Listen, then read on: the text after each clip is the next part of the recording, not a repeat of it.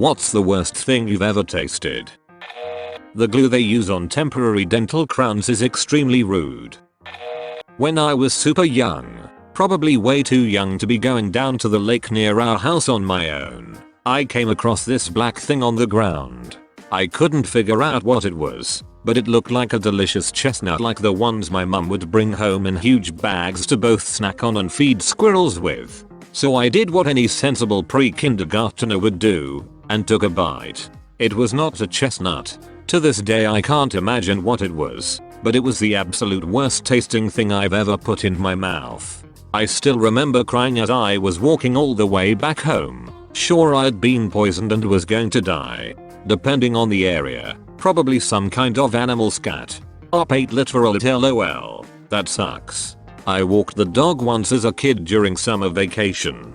Noticed I had something brown on my finger. Immediately thought it was chocolate. I had not had any chocolate that day. Luckily my nose stopped me before said finger was within licking distance. Found a hole in the corner of the poop bag I was holding and swiftly realized that yes, I am in fact a freaking moron. Not me, but I made spaghetti once a few months back in the early fall, and I guess after the initial plates, I left it to cool uncovered so I could put the leftovers away. So the next day my husband is enjoying some spaghetti for lunch when Crunchy bit into a stink bug that had landed in it. If you know how badly his stink bug smells, you can only imagine how bad it tastes. My husband was projectile vomiting within 5 minutes and it's been months and he won't let me make spaghetti anymore, because it reminds him of it.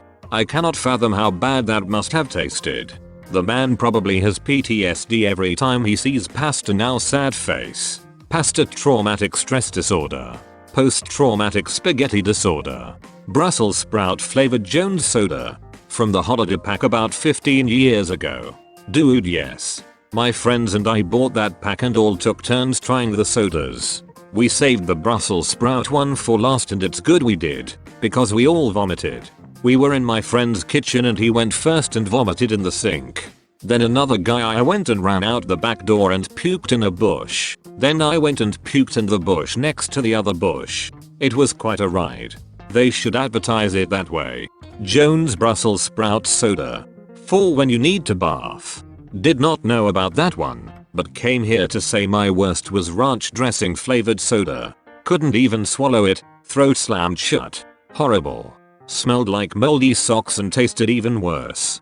Oh no. I just moved to Texas to be with my sister and when I arrived her husband offered me ranch water. I was so disgusted by the sound of that and asked, "Did you just offer me ranch flavored water?" Thankfully it's not at all what I thought it was. Umbilical cord blood from a complete stranger. Not even lying. I used to be a paramedic and had to deliver a baby in the field once. I did everything exactly how I was taught in school and clamped the cord down and proceeded to cut it with my scalpel. They neglected to teach us in school that the clamped part of the cord is still under pressure. Blood squirted in my mouth, on my shirt and on my pants. So I basically had to suction a newborn baby and stimulate her while savoring the taste of the same nutrients that kept her alive the past 9 months. To make matters worse, the mum wouldn't name the baby after me. Once I popped some electrolyte, mineral pills in my mouth and started chomping away on my way to the gym. I thought I had grabbed my almonds. They began foaming and tasted extremely bitter and sour at the same time. I thought I was getting poisoned. Also once tried an olive straight off a tree. Also tasted like poison. Don't recommend. Okay, first paragraph cracked me the frick up. I can imagine the brief moment of panic you had when you thought you were being poisoned, LMAO. Second paragraph is a till. I recently bought an olive tree and I've wanted this. So damn now I know that all I have to do extra it to them when the tree eventually produces them. LOL. Brine curing is probably your easiest method to try for your first time. Takes a long time though. Food safe 5-gallon bucket, water, salt, vinegar. Change the liquid occasionally. Internet will have better directions, but I used to help my aunt do it when I was really little. Not hard at all, made delicious olives. You only ever eat a raw olive once, not sure who said it. A cheese ball at this church lady's house, one of my grandma's friends. It tasted like dirty socks that a cat had been playing with for months. But I have never laughed as hard as I did that day. I, stupidly, asked my then 11-year-old sister, who is on the spectrum and thus has problems modulating her voice, if she had had a cheese ball. She proceeds to effectively yell, "Yeah, it tasted like a butt's foot." The look of death we got from that old lady. Your sister is a goddamn poet. A lightning bug. Firefly. I was running through the garden at dusk and one flew into my mouth. It was disgusting. Very chemical. This is so nostalgic to me. I used to catch them all the time as a kid in my aunt's amazing garden. And the smell left behind after letting them go was so distinct I could taste it. Just like you said, super chemical.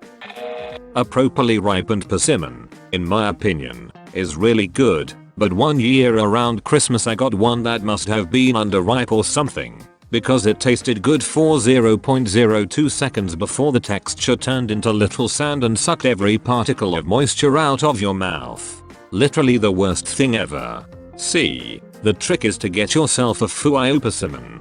Those guys are not astringent like the Tennessee persimmons. You can eat the Fuio when it's crisp like an apple, and it's so sweet. I'll eat pounds of them when they're in season, and I actually prefer them firmer. This person persimmons. One time I chewed on a gelato. It had some kind of liquid inside that numbed my mouth and my throat and I thought I was gonna die. It was so bitter too.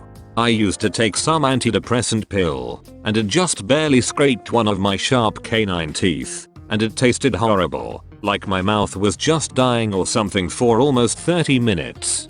Water and milk made it even worse. Use mustard. Are you German by chance? Neen. A bird it in my freaking mouth. That's rough, buddy. Oh yeah? Well, my girlfriend turned into the moon. Bong water. This clear liquid medicine I had to take as a kid when I was diagnosed with a polio-like disease called Coxsackie. The name is funny. I don't even remember the effects, but that medicine legit tasted like battery acid or something.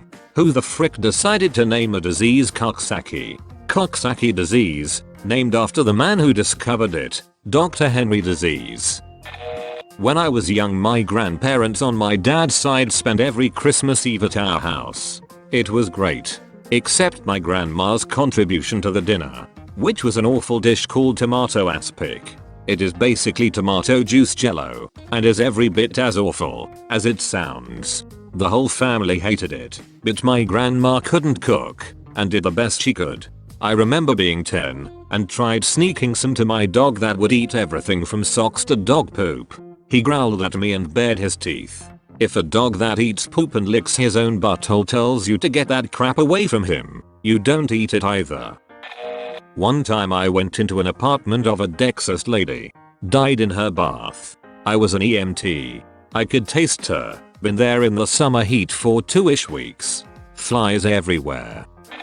One time I was in the very early stages of pregnancy. I had been taking fish oil supplements. I had morning sickness really bad during this pregnancy.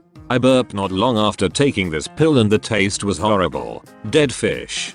It was so nasty I immediately threw up, catching it in my hands as I ran to the sink. You can fix the smell by eating dead bird paste. I accidentally drank a dip spit can instead of my beer at a party in college once. For 35 years. Post-war about 1985. My grandfather worked in a lab developing new cake mixes for donuts and other cake stuffs. After retiring, my grandfather would make weekly trips to the old plant lab for a visit. While there he would often be given as many paper bags of plain vanilla donuts, which were the test batches for the day. If I recall, the lab always produced an entire rack of material to test the new mixtures. Most went to trash, because people who worked there could only take home so much. When I visited my grandparents' house during that period, also on a weekly basis, many of those bags would be handed down to me. I probably only ate about 2-3 donuts per week. One day, I got into my car to go to a matinee movie with school friends and I brought a donut with me. Once moving, I grabbed the donut from passenger's seat and bit into it as normal. What happened next almost caused a motor vehicle accident. The taste of this one bite was the most revolting thing I had ever, or since, experienced. It sent signals to my brain that I must evacuate this material from my mouth immediately. I stopped the car in the middle of the road in order to open the door and spit that violet out onto the road. I also threw that donut as far into the distance as possible.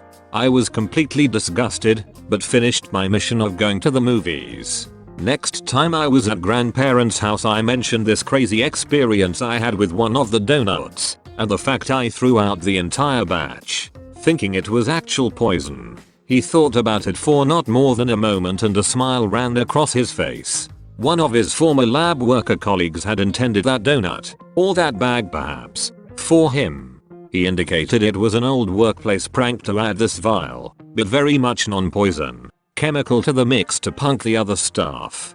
After telling me all this, he looked me in the eye and said, "That it is pretty freaking evil, isn't it?" We had a good laugh. I guess I can never know with certainty whether he arranged that for me, but from what I know of him, his practical jokes didn't typically have such a nasty effect.